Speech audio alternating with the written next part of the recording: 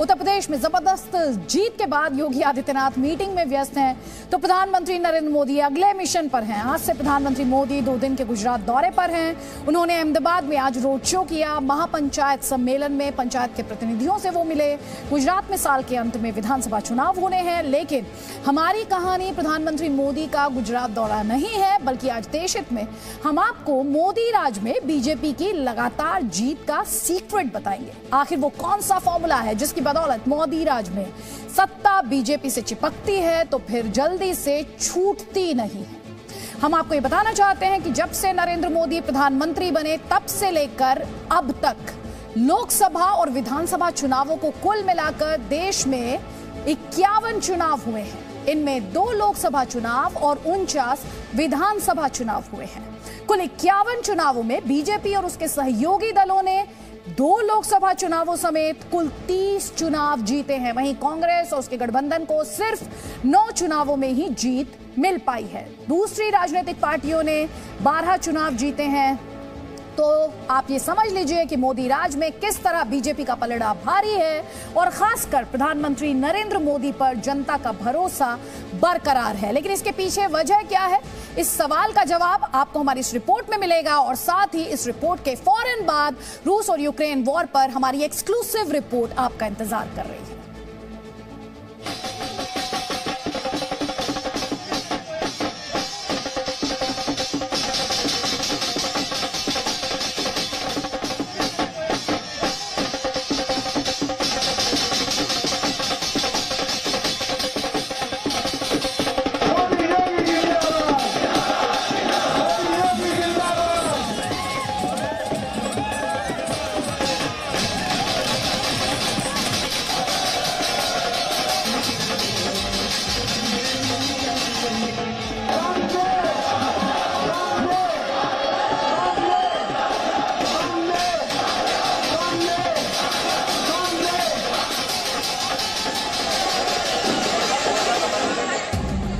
जीत की डगर लखनऊ से गांधीनगर।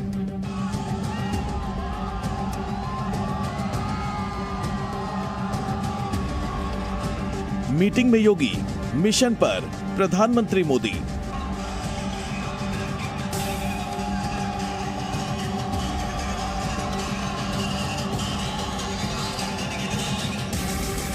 उत्तर प्रदेश के मुख्यमंत्री योगी आदित्यनाथ लगातार दूसरी बार सरकार बनाने की तैयारी में जुटे हैं, तो प्रधानमंत्री नरेंद्र मोदी अगले मिशन पर निकल पड़े। ये तस्वीर मिशन गुजरात की है। पीएम मोदी ने अहमदाबाद में एयरपोर्ट से लेकर बीजेपी दफ्तर कमलम तक 9 किलोमीटर लंबा रोड शो किया।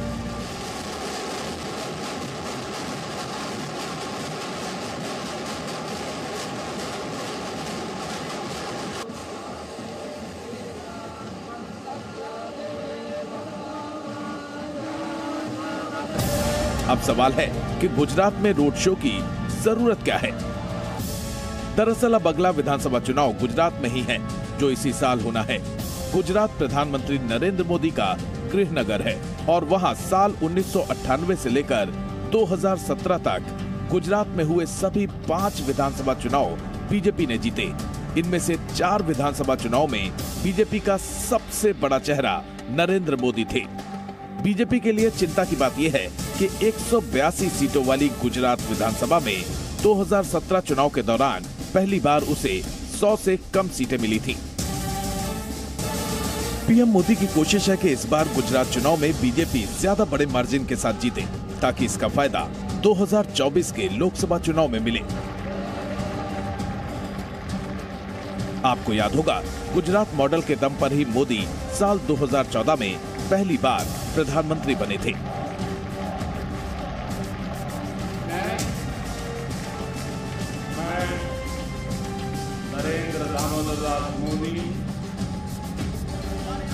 प्रधानमंत्री मोदी अगर चाहते तो बीजेपी को 4 राज्यों में मिली शानदार जीत का कुछ दिनों तक जश्न मनाते, पार्टी के कामों से कुछ दिनों के लिए छुट्टी लेते। लेकिन मोदी के शब्दकोश में ना तो छुट्टी नाम का कोई शब्द है और न ही जीत को सर पर चढ़ा लेने की आदत। यही वजह है कि उन्होंने बीजेपी के शानदार प्रदर्शन के बाद भी कार्यकर्ताओं से आराम की जगह जुट जाने की अपील की थी।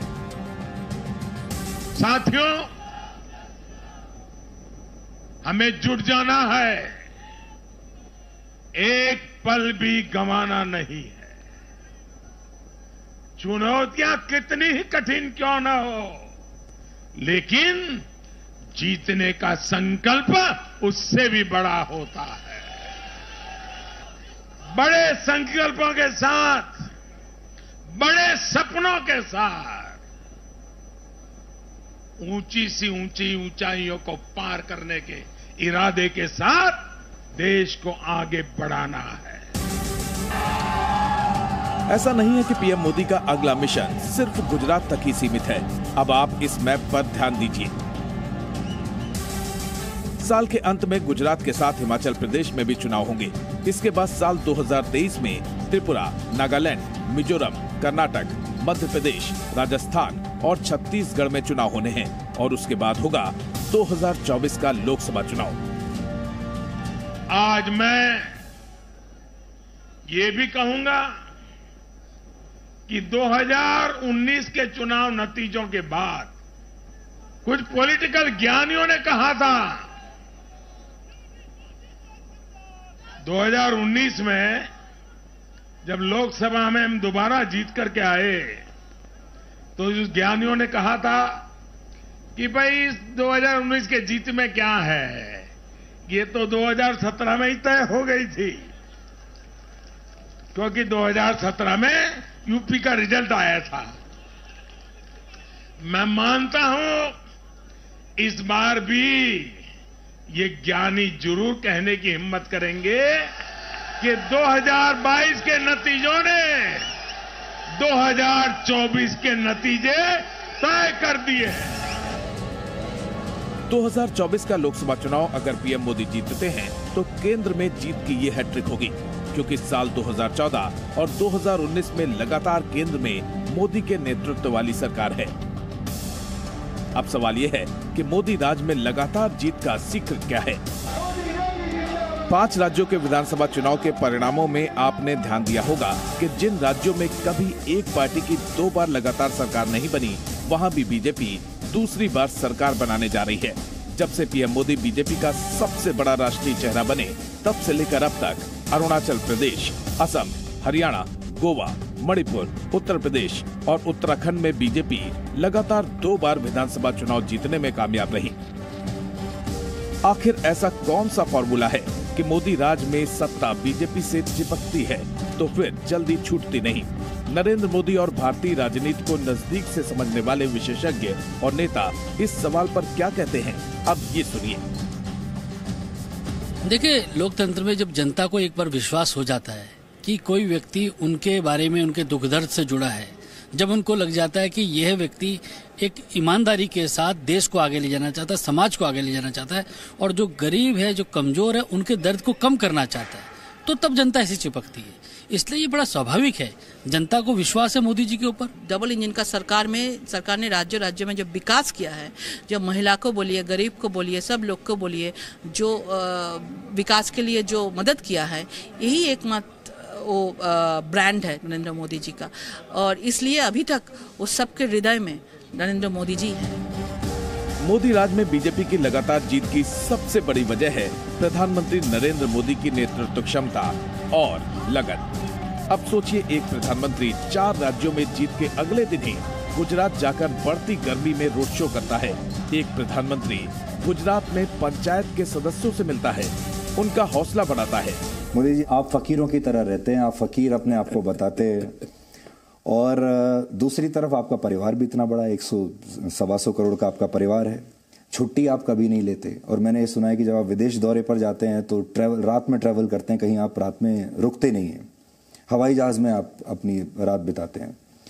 तो ये एज में अभी इतनी एनर्जी आप कैसे लेकर आते हैं? क्योंकि आपकी उम्र में बाकी लोग शायद कल्पना भी नहीं कर सकते और आज आपकी एनर्जी ऐसी है कि कोई देश के जो युवा हैं उनको भी शायद शर्म आ जाए।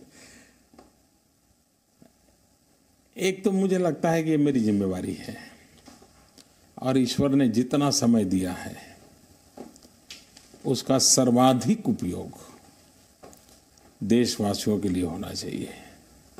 और हम लोग तो बचपन से सुनते आए हैं कि शरीर का कण कण और समय का पल पल देश के लिए खपना चाहिए। तो बचपन से जो संस्कार मिले हैं, जो आदतें लगी हैं, ये बात सही है कि मैं जिस प्रकार से काम करता हूँ वो कोई अच्छा नहीं है। मेरे डॉक्टर मित्र भी मुझे मना करते हैं और कभी कभी मुझे अच्छे मित्र भी कहते हैं कि कुछ समय सोचने के लिए भी खाली रखना चाहिए। अब पता नहीं, मुझे वो आदत आती नहीं मुझे मैं बिना काम रह नहीं सकता हूँ। अपने लिए जीने का कभी स्वभाव नहीं बना। कार्य के लिए समर्पित रहता हूँ, जब जो काम मिले वो जी जान से करता रहता हूँ। बस आप लोग देश की दुआएं मेरे साथ हैं, शायद एनर्जी का कारण भी देश की दुआएं हैं, देश के आशीर्वाद हैं। और कभी किसी गरीब की जिंदगी में बदलाव देखता हूँ, लगता है कि यार अच्छा हुआ उसका, तो लगता है तो और ज़्यादा दौड़ो और ज़्यादा मेहनत करो। तो जब किसी की आंख में संतोष देखता हूँ तो वो मुझे ताकत देता है। और मेरा ये काम है, मुझे करते रहना चाहिए। और मैं देशवासियों को कहूँगा कि मुझे आशीर्वाद दीजिए कि मैं इससे भी ज़्यादा काम करूँ, इससे अधिक लगन से करूँ, अधिक ताकत से करूँ, अधिक समय लगाऊँ। यही मुझे आशीर्वाद चाहिए। पार्टी की जीत कितनी बड़ी होती है, उस जीत का उतना बड़ा श्रेय मोदी बीजेपी के कार्यकर्ताओं को देते हैं। मोदी की यही सोच उन्हें औरों से अलग और अपराजेय बनाती है। मैं भाजपा के सभी कार्यकर्ताओं की भूरी भूरी प्रशंसा करूंगा, जिन्होंने दिन रात देखे बिना इन चुनावों में कड़ी मेहनत की। हमारे कार्यकर्ता जनता जनार्दन का दिल जीतने में, जनता जनार्दन का विश्वास जीतने में सफल रहे। बूथ लेवल मैनेजमेंट, आम लोगों से जुड़ी योजनाएं, राष्ट्रवाद की नीति और इन सब के बीच पीएम मोदी की कभी न रुकने और कभी न थकने वाली सोच ने बीजेपी को दुनिया की सबसे बड़ी पार्टी बनाने में अहम भूमिका निभाई है। दिल्ली से रविंद्र कुमार के साथ ब्यूरो रिपोर्ट, जी मीडिया। अब खबर रूस और यूक्रेन वॉर की। रूस और यूक्रेन के बीच वॉर का आज है 16वां दिन। देशहित में हम आपको दिखाएंगे कि कीव पर पुतिन का बुलडोजर चलने में अभी कितनी देर और है। देशहित में हम आज आपको हमले के हर बड़े और नए वीडियो के बारे में बताएंगे भी और दिखाएंगे भी। लेकिन उससे पहले बात करनी जरूरी है भारत के स्टैंड की। तो अमेरिका और पश्चिमी देश भारत से रूस के खिलाफ जाने की लगातार अपील कर रहे थे, या फिर आप इसे कह सकते हैं भारत पर दबाव बनाने की कोशिश कर रहे थे। अब जानते हैं प्रधानमंत्री मोदी ने क्या किया। उन्होंने एक बयान दिया है और वो भी सार्वजनिक मंच से काफी मजबूती से वॉर को लेकर भारत का स्टैंड क्या है ये बताया है।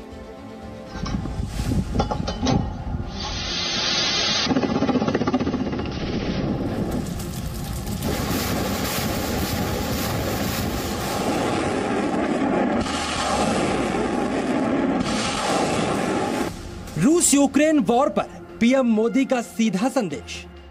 जो युद्ध चल रहा है उसका प्रभाव प्रत्यक्ष और परोक्ष रूप से दुनिया के हर देश पर पड़ रहा है। रूस और यूक्रेन के बीच जारी जंग का यह तीसरा हफ्ता है। रूस के रॉकेट लॉन्चर अभी भी यूक्रेन के सैन्य ठिकानों पर बरस रहे हैं। एक के बाद एक यूक्रेन के शहर लगातार रूस के मिसाइल अटैक से खंडहर बनते जा रहे हैं। रूस का हवाई हमला कीव पर भी हुआ है, लेकिन अभी कीव पर पुतिन की सेना का कब्जा बाकी है। लेकिन कहा जा रहा है कि कीव पर कब्जा रूस के लिए अब कुछ घंटों की ही बात है।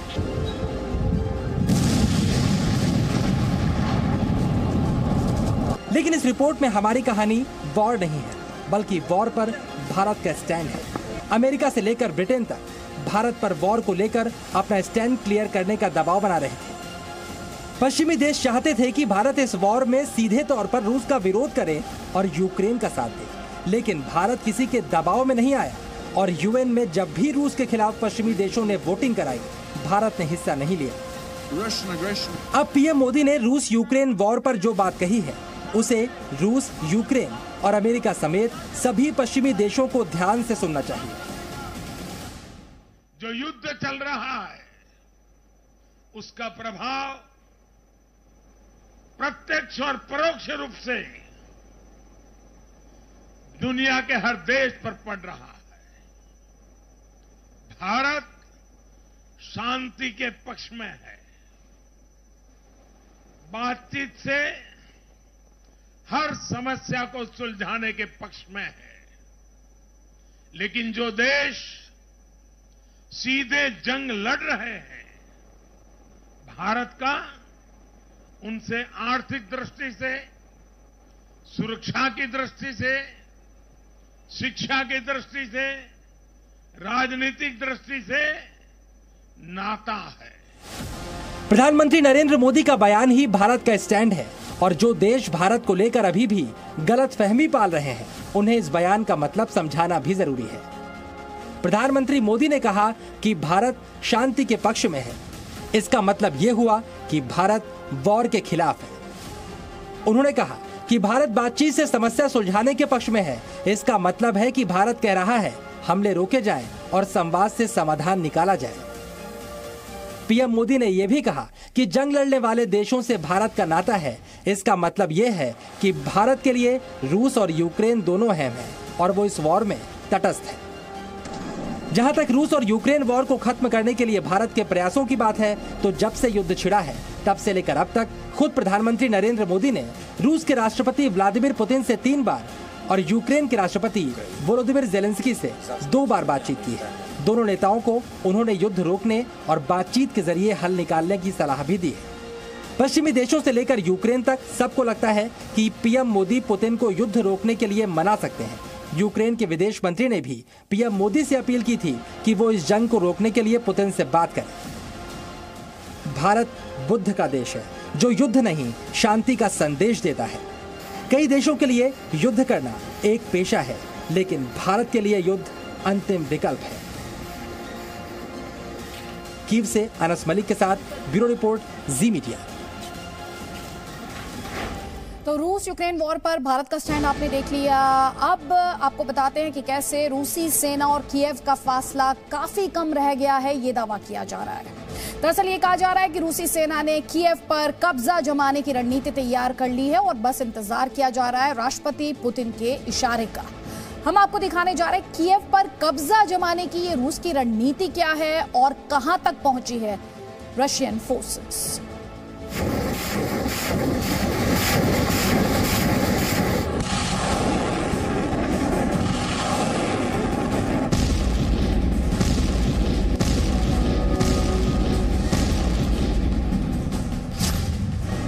रूस के यूक्रेन पर ताबड़तोड़ हमले।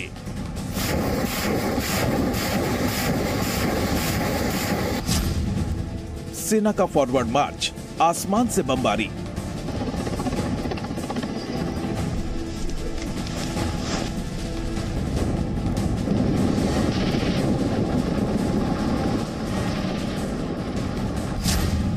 यूक्रेन में हर तरफ तबाही का मंजर।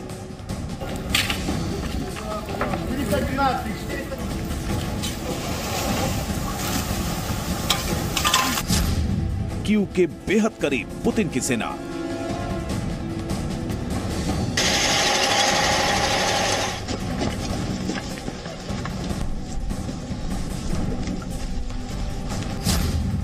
चौबीस घंटे में 3 मील बढ़ी रूस की सेना।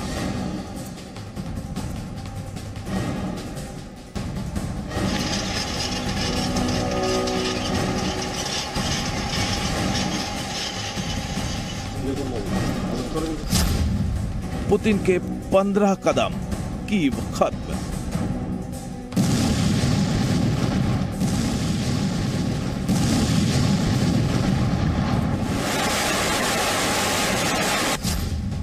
आज की रात कीव पर भारी। रूस की सेना यूक्रेन की राजधानी कीव के बिल्कुल करीब पहुंच गई है।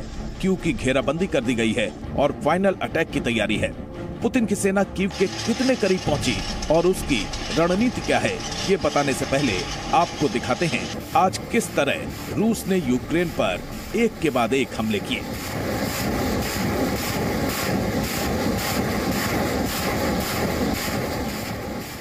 ये तस्वीरें डॉनबास की हैं, जहां पर रूस की सेना ने रॉकेट से हमला किया। रूस के रॉकेट लॉन्चर से हमले की तस्वीरें बता रही हैं कि यूक्रेन को कितना नुकसान पहुंचा होगा। रूसी सेना ने यह हमला यूक्रेन की आजोव बटालियन को निशाना बनाकर किया।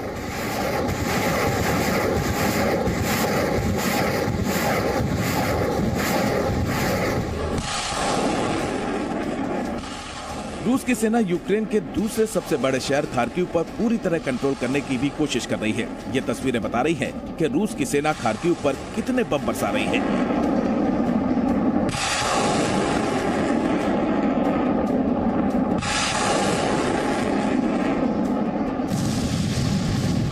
पुतिन की सेना का यूक्रेन के डेनिप्रो पर कैलिब्र मिसाइल से हमले का वीडियो भी सामने आया है। हमले की धमक काफी दूर तक सुनाई गई। रूस की सेना के इस हमले में एक व्यक्ति की मौत की खबर है। इस हमले के बाद हर तरफ धुएं का गुबार उठता दिखा और कई इमारतों में आग लग गई। रूस की तरफ से हो रही बमबारी में यूक्रेन के कई शहर बर्बाद हो गए हैं। हर तरफ तबाही का मंजर दिख रहा है।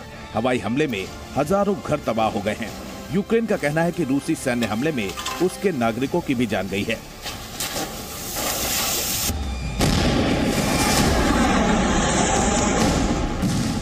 दरअसल रूस यूक्रेन युद्ध का आज 16वां दिन है। इस बीच कीव पर कब्जे की लड़ाई और घातक हो गई है। अमेरिका ने दावा किया है कि रूस की सेना पिछले 24 घंटे में यूक्रेन की राजधानी कीव के 3 मील और करीब पहुंच गई है। अमेरिका का दावा है कि रूस की सेना अब कीव के सिटी सेंटर से सिर्फ 15 किलोमीटर दूर है, यानी कीव और रूस की सेना का फासला और कम हो गया है। सैटेलाइट तस्वीरों के आधार पर अमेरिका का दावा है कि अब रूसी सेना का काफिला अलग अलग दिशाओं से कीव की तरफ बढ़ रहा है, यानी रूस की सेना ने अब यूक्रेन की राजधानी कीव की घेराबंदी कर दी है।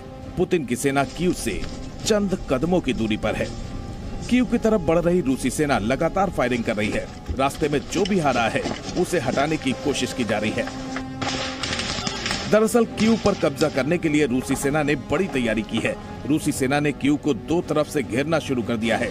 रूसी सेना ने पहला घेरा इरपिन से बनाया है, दूसरा घेरा पूर्व में स्थित प्रोवरी से बनाना शुरू किया है, यानी पूर्व और पश्चिम दोनों ओर से कीव को घेरने की तैयारी है। इस बीच रूस लगातार टैंक और मिसाइल से हमला कर रहा है। यूक्रेन पर दबाव बनाने और उसका मनोबल तोड़ने की कोशिश कर रहा है। यूक्रेन ने भी कीव की मजबूत घेराबंदी कर दी है। कीव की सड़कों पर टैंकों को रोकने के लिए लोहे और कंक्रीट के बैरिकेड्स बनाए गए हैं। सड़कों पर सुरक्षा बलों की पेट्रोलिंग हो रही है। यूक्रेन की सेना रूसी सेना पर काउंटर अटैक भी कर रही है। रूस पर ड्रोन हमले की नई तस्वीर बता रही है कि यूक्रेन भी आसानी से हथियार डालने को तैयार नहीं है। यूक्रेन की तरफ से जारी इस वीडियो में ड्रोन से रूस के टैंक पर हमला करने की तस्वीर साफ दिख रही है। यूक्रेनी सेना के इस ड्रोन अटैक में रूस का टैंक तबाह हो गया है, यानी कीव पर कब्जे का अब काउंटडाउन शुरू हो गया है। रूसी सेना कीव से सिर्फ 15 किलोमीटर दूर है। फिलहाल रूसी सेना ने कीव की घेराबंदी की हुई है। बस राष्ट्रपति पुतिन के एक इशारे का इंतजार है। पुतिन का एक इशारा मिलते ही रूसी सेना कीव पर ऑल आउट अटैक करने के लिए पूरी तरह से तैयार है।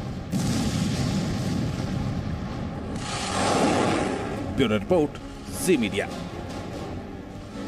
और आपको दिखाते हैं यूक्रेन के राष्ट्रपति ज़ेलेंस्की का एक बड़ा बयान आया है, जिसमें उन्होंने रशिया को लताड़ा है, फटकार लगाई है। वो बड़ा दावा कर रहे हैं। दरअसल वो ये दावा कर रहे हैं कि सीरिया से रूस ने सीरिया के जो लड़ाके हैं उन्हें शामिल किया हुआ है यूक्रेन के खिलाफ इस लड़ाई में। दरअसल जिस शब्द का वो इस्तेमाल करते हैं वो मर्डरर्स शब्द का इस्तेमाल करते हैं। तो सीरिया के जो हत्यारे हैं वो यूक्रेन में लड़ रहे हैं। तो रशिया और सीरिया की साठगांठ की बात कर रहे हैं। सीरिया से हथियारें बुलाने का बड़ा आरोप लगा रहे हैं रशिया पर यूक्रेन के राष्ट्रपति ज़ेलेंस्की। और यूक्रेन के निप्रो शहर पर रूस ने हवाई हमला किया है। यूक्रेन कह रहा है कि रूसी सेना के हमले में एक व्यक्ति की मौत हो गई है। रशियन स्ट्राइक्स लगातार जारी हैं। कई बड़ी सिटीज को लगातार निशाना बनाया जा रहा है। कीव की तरफ रशियन फोर्सेस के बढ़ने की बात कही जा रही है, बहुत नजदीक होने की बात की जा रही है। इरपिन आपने देखा, वहां पर बड़ा लगातार स्ट्राइक्स जारी हैं। और इस सब के बीच यूक्रेन कह रहा है कि इस निप्रो शहर में स्ट्राइक की गई है रशिया द्वारा और इसमें एक व्यक्ति की मौत हुई है। देश हित में अब बात करते हैं युद्ध के सीजन में मालामाल हो रहे देश अमेरिका की। एक तरफ युद्ध से यूक्रेन बर्बादी की कगार पर खड़ा हुआ है। रूस आर्थिक प्रतिबंधों की मार झेल रहा है। यूरोपीय देशों में महंगाई बढ़ रही है। वहीं दूसरी तरफ अमेरिका की हथियार कंपनियों की लॉटरी लग गई है। जी हाँ, हथियारों की फैक्ट्री वहां पर है और उनकी लॉटरी लग गई है। यूक्रेन और रूस के बीच ये जो जंग छिड़ी हुई है, इसके बाद अमेरिका की रक्षा कंपनियों के शेयर्स की कीमतों की बात की जाए तो वो आसमान छू रही है।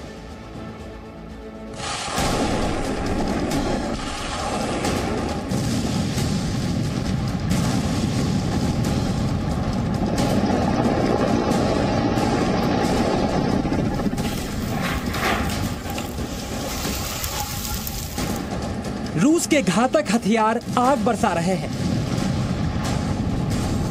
यूक्रेन जल रहा है और इस तबाही की तस्वीरें सारी दुनिया देख रही है।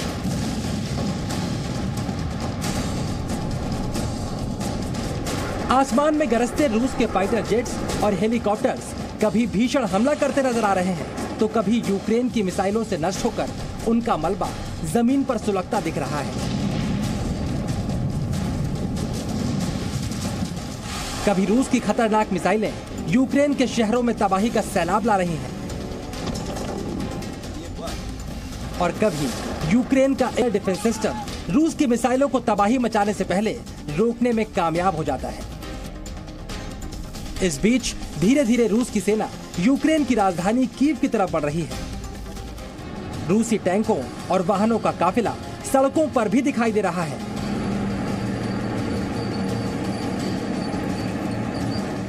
वहीं जंगलों के रास्ते भी अब रूस की सेना कीव की तरफ बढ़ने की कोशिश कर रही है। इस बीच यूक्रेन में जारी महायुद्ध पर सारी दुनिया की नजरें टिकी हैं। रूस के हमले के बाद यूक्रेन के शहरों की शानदार इमारतें खंडहर में तब्दील हो गई हैं। एक अनुमान के मुताबिक यूक्रेन में 100 अरब करोड़ डॉलर का नुकसान हो चुका है। वहीं रूस के भी सैन्य साजो सामान यूक्रेन युद्ध में नष्ट हो रहे हैं और अमेरिका और नेटो ने रूस पर बड़े आर्थिक प्रतिबंध भी लगा दिए हैं, जिससे रूस की अर्थव्यवस्था भी नीचे जा रही है। Our economic sanctions are crippling the Russian economy right now. The ruble has lost half its value. It now would take literally almost 200 rubles equal $1 because of how it's been so damaging. लेकिन प्रतिबंध लगाने वाले America को इस तबाही और बर्बादी के बीच अपना फायदा भी नजर आ रहा है। अमेरिका दो देशों को तबाह करने वाली वॉर के बीच मालामाल हो रहा है। अमेरिका वॉर के बारूद को खाद बनाकर डॉलर्स की फसल काट रहा है। कैसे, अब ये भी समझिए। दुनिया के सबसे घातक हथियार बनाने वाला अमेरिका दुनिया का सबसे बड़ा हथियार विक्रेता भी है और रूस के हमले को देखकर डरे नेटो देश अपनी सुरक्षा मजबूत करने में जुट गए हैं। कुछ देशों में अमेरिका हथियार तैनात कर रहा है और कुछ देशों को अमेरिका हथियार प्रणाली बेच भी रहा है। ये उन देशों पर एहसान भी है और अमेरिका के लिए कमाई का मौका भी। यूक्रेन बॉर्डर पर मौजूद देशों को खतरा ज्यादा है तो उनसे कमाई का मौका भी ज्यादा मिल रहा है। We are pleased to have announced this week that we have directed 2 Patriot missile defense systems to Poland, and today I can announce that we have delivered those Patriot systems to Poland. चलिए अब दुनिया के हथियार बाजार को भी समझिए। साल 2016 से 2020 के बीच दुनिया में कुल बिके हथियारों में से अमेरिका ने 37%, रूस ने 20%, फ्रांस ने 8%, जर्मनी ने 6% और चीन ने 5% हथियार बेचे। इन आंकड़ों के मुताबिक सबसे ज्यादा हथियार अमेरिका ने बेचे हैं, जो अब नेटो के साथ दुनिया भर में रूसी हथियारों की बिक्री पर प्रतिबंध भी लगा रहा है। यानी अमेरिका की कोशिश अब आधे से ज्यादा हथियार बाजार पर अपना कब्जा करने की है। और यूक्रेन रूस युद्ध शुरू होने के बाद तो अमेरिका की हथियार कंपनियों की जैसे लॉटरी ही लग गई है। अमेरिकी हथियार कंपनियों के शेयर काफी मजबूत हुए हैं। लॉकहीड के शेयर 16% बढ़े हैं, वहीं रेथियॉन के शेयर में 3% की बढ़ोतरी हुई है। यूक्रेन युद्ध के बाद कई देशों ने रक्षा बजट भी बढ़ाया है। जर्मनी और डेनमार्क का रक्षा बजट काफी बढ़ गया है और इन नेटो देशों से हथियारों के ऑर्डर भी मिल रहे हैं।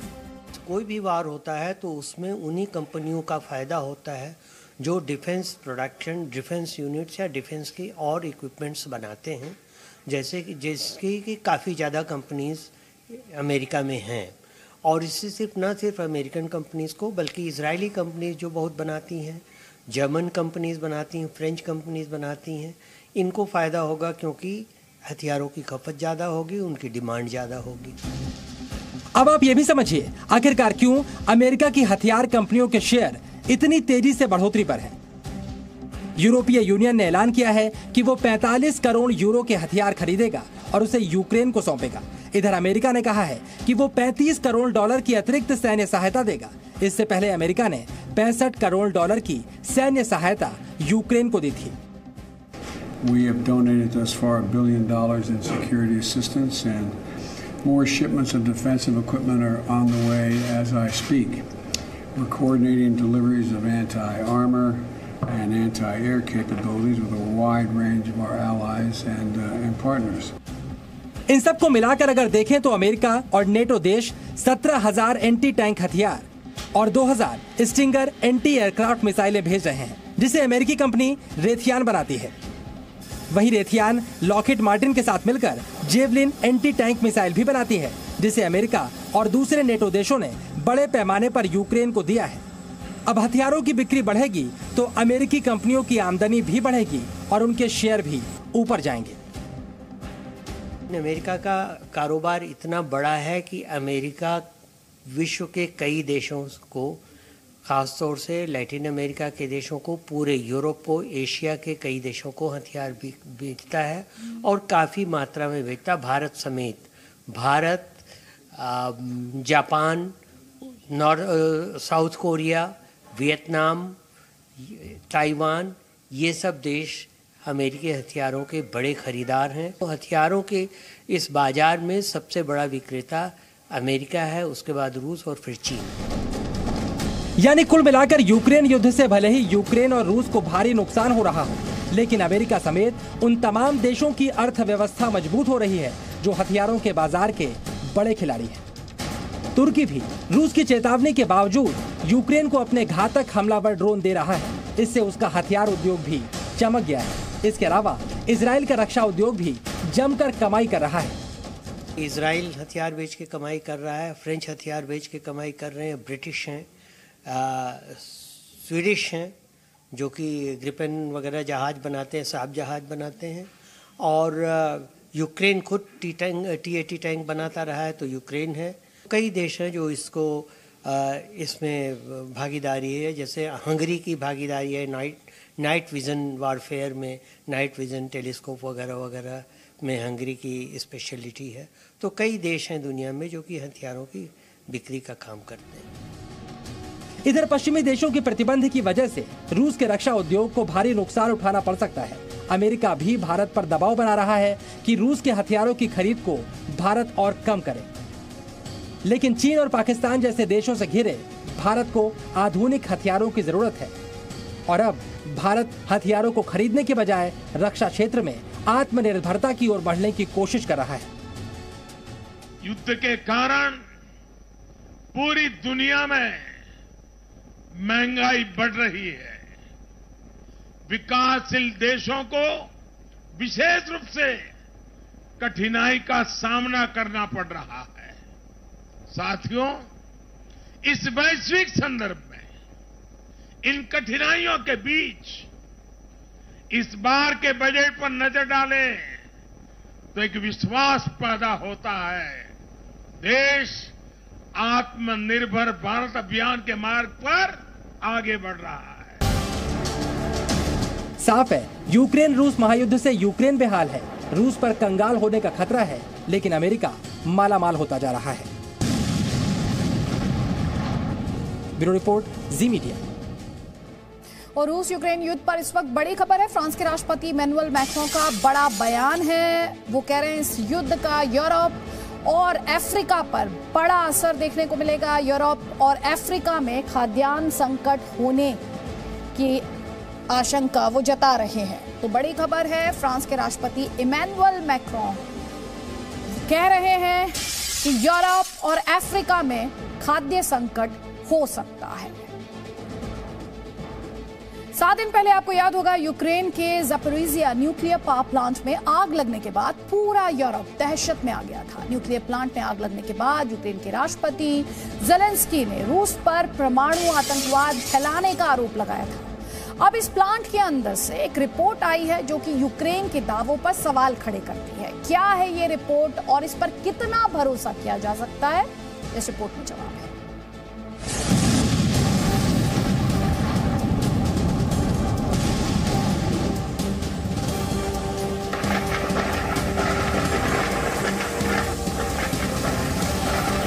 सात दिन पहले यूक्रेन का ज़पोरिज़िया न्यूक्लियर प्लांट आग की लपटों से घिर गया था।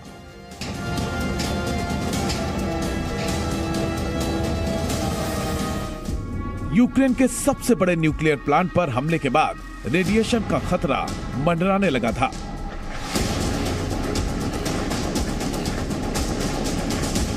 न्यूक्लियर प्लांट में आग के बाद यूक्रेन समेत पूरे यूरोप पर संकट खड़ा हो गया था। गनीमत यह रही कि प्लांट में लगी आग को जल्द बुझा लिया गया, नहीं तो करीब 100 करोड़ लोगों की जिंदगी खतरे में पड़ जाती। अब इस न्यूक्लियर प्लांट पर रूसी सेना का कब्जा है। आग ने प्लांट को कितना नुकसान पहुंचाया, ज़पोरिज़िया प्लांट के अब क्या है हालात, प्लांट के अंदर क्या क्या है, सब आपको बताएंगे। आपको प्लांट के अंदर भी ले चलेंगे, लेकिन पहले बताते हैं कि इस प्लांट में आग के बाद किस तरह रूस और यूक्रेन आमने सामने आ गए थे। इस प्लांट में आग किसने लगाई, ये अब तक साफ नहीं हो सका है। यूक्रेन ने रूसी सेना पर हमला करने का आरोप लगाया था। यूक्रेन के राष्ट्रपति वोलोदिमीर ज़ेलेंस्की ने तो रूस पर परमाणु आतंकवाद फैलाने तक का आरोप लगा दिया था।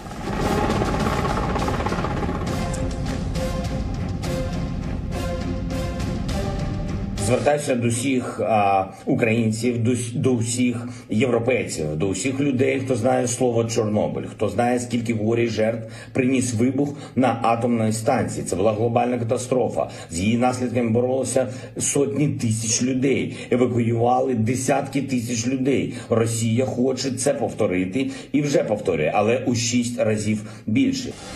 ज़ेलेंस्की के उलट रूसी सेना ने यूक्रेन पर आरोप मढ़ा था। रूस ने आरोप लगाया था कि प्लांट में मौजूद लोगों ने पहले हमला किया। रूस की सेना के मुताबिक उन्होंने सिर्फ पलटवार किया था। रूसी सेना के मुताबिक न्यूक्लियर प्लांट के अंदर से उन पर हथियारों से हमला किया गया था। सवाल यह है कि क्या न्यूक्लियर प्लांट के अंदर हथियारों का जखीरा था? क्या रूसी सेना ने वाकई आत्मरक्षा में न्यूक्लियर प्लांट पर हमला किया? और क्या रशियन सेना के काउंटर अटैक के बाद वहां मौजूद हमलावरों ने ही प्लांट में आग लगा दी थी? पूरे मामले की तह तक जाने के लिए रशिया टुडे के रिपोर्टर ने प्लांट का दौरा किया। रिपोर्टर मुराद गजदीव ने प्लांट के अंदर जो देखा वो वाकई चौंकाने वाला है। Is the armory at Zaporozhye nuclear power station filled to the brim with weapons seized from Ukrainian National Guardsmen, more than 200 of them who surrendered to Russian troops who have taken over the facility. You can find here all sorts of firearms. This is an American M4 rifle clone, locally made, called the Ukrop. You have crates and crates stacked with assault rifles, Kalashnikov rifles, missiles as well as grenade launchers, ammunition of all sorts and types, also in vast quantities. The Ukrainian soldiers who were stationed here were ordered to defend this nuclear power station to the last drop of blood. Evidently, they thought better of it. They surrendered to Russian forces and have been let go. They're now with their families at home, having written and signed papers that they wouldn't participate in any more fighting. Again, rocket-propelled grenades, ammunition seized from around the facility, cabinets stacked with pistols and even firearms and weapons from the United States. Here is a rocket-propelled grenade launcher, and it says here, Spring Branch, Texas. So this was evidently manufactured in the United States. Nuclear plant में मौजूद हथियार बता रहे हैं कि रूसी सैनिकों का सामना करने के लिए वहां सारा इंतजाम किया गया था। रशिया टुडे की रिपोर्ट से साफ है कि अमेरिका और नेटो देश यूक्रेन को काफी सैन्य मदद भी दे रहे हैं। गनीमत ये रही कि उस दिन न्यूक्लियर पावर प्लांट में यूक्रेन रूस की सेना के बीच संघर्ष ज्यादा नहीं बढ़ा, नहीं तो पूरे यूरोप पर खतरा हो सकता था। सवाल ये है कि क्या यूक्रेन के राष्ट्रपति ज़ेलेंस्की ने न्यूक्लियर प्लांट पर हमले के मामले में झूठ बोला? क्या यूक्रेन ने ही रूस को बदनाम करने के लिए प्लांट पर हमला करने के लिए उकसाया? रशिया टुडे की रिपोर्ट देखकर तो कम से कम ऐसा ही लगता है। हालांकि ये तस्वीर का सिर्फ एक पक्ष है, क्योंकि रशिया टुडे रूसी सरकार का ही चैनल है। संभव है कि संवाददाता मुराद गजदीव ने सिर्फ उतनी ही तस्वीर दिखाई हो जो रूस के दावों से मेल खाती हो। संभव है कि प्लांट की रक्षा के लिए ही हथियारों का जखीरा रखा गया हो, यानी प्लांट में लगी आग का कारण और रूस के दावों की परख तब तक नहीं हो सकती जब तक कोई तीसरा पक्ष प्लांट का दौरा नहीं कर लेता। तब तक दुनिया को न्यूक्लियर प्लांट में मौजूद हथियार और 4 मार्च को लगी आग की सच्चाई जानने के लिए इंतजार करना होगा।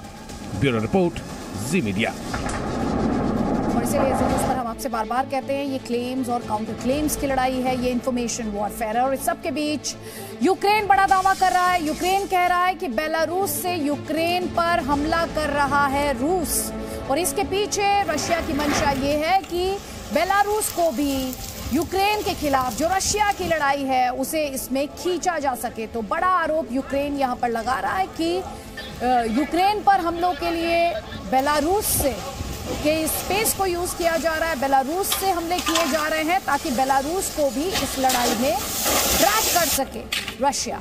हालांकि आपको समझना होगा कि बेलारूस को भी लगातार रशिया का साथ देने के लिए सैंक्शंस का सामना करना पड़ रहा है। अब आपको बताते हैं कि दुनिया के प्रतिबंधों पर पुतिन किस तरह पलटवार करने की कोशिश कर रहा है। रूस के राष्ट्रपति व्लादिमीर पुतिन ने यूरोप और नेटो के प्रतिबंधों पर एक्शन लेना शुरू कर दिया है। रशियन टीवी पर प्रतिबंध के जवाब में अब पुतिन फेसबुक पर प्रतिबंध की तैयारी कर रहे हैं। व्लादिमीर पुतिन ने दावा किया कि रूस प्रतिबंधों का सामना करने से और ज्यादा मजबूत होकर उभरेगा।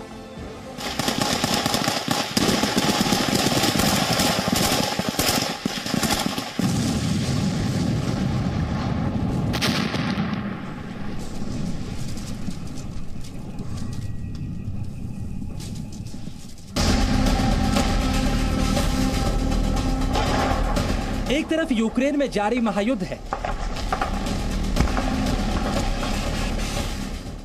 दूसरी तरफ अमेरिका और नेटो देशों के रूस पर लगाए गए प्रतिबंध और रूस की बर्बादी के सपने हैं।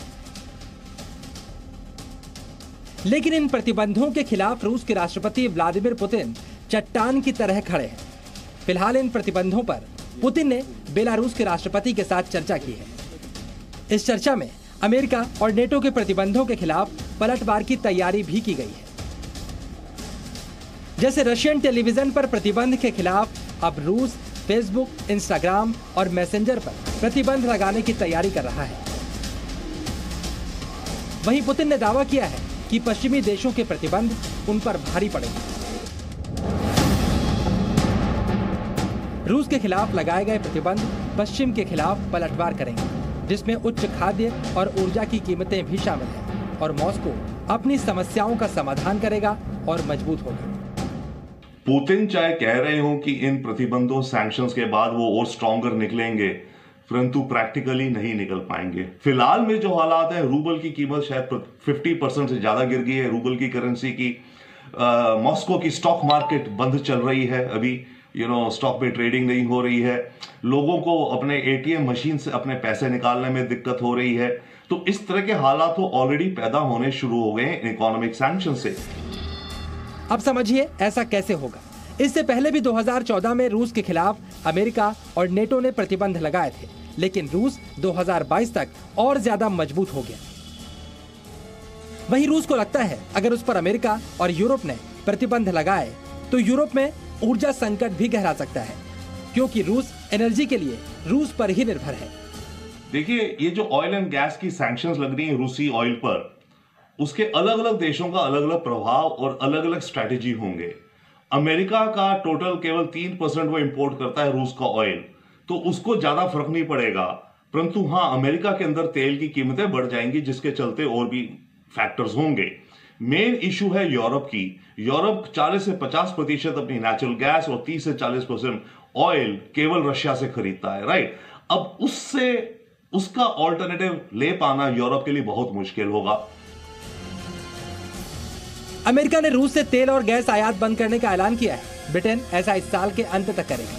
यूरोप के बाकी देश भी ऊर्जा के दूसरे विकल्प तलाश कर रहे हैं, लेकिन इन देशों को इस बात का डर भी है क्या वाकई यूरोप को रूस का विकल्प मिल पाएगा। फिलहाल रूस की मुद्रा रूबल में काफी गिरावट हुई है। रूस दुनिया में सबसे ज्यादा प्रतिबंध झेलने वाला देश बन चुका है और इस बार प्रतिबंधों का दायरा 2014 से काफी बड़ा है। ऐसे में पुतिन के लिए भी रूसी अर्थव्यवस्था को संभालने की बड़ी चुनौती है। ब्यूरो रिपोर्ट, जी मीडिया। तो रशियन अर्थव्यवस्था के सामने चुनौती है, लेकिन पुतिन का दावा है, प्रेसिडेंट पुतिन कह रहे हैं कि और मजबूती के साथ उनकी इकोनॉमी उभरेगी। Presenting B news app available on Google play and app store. Download it now.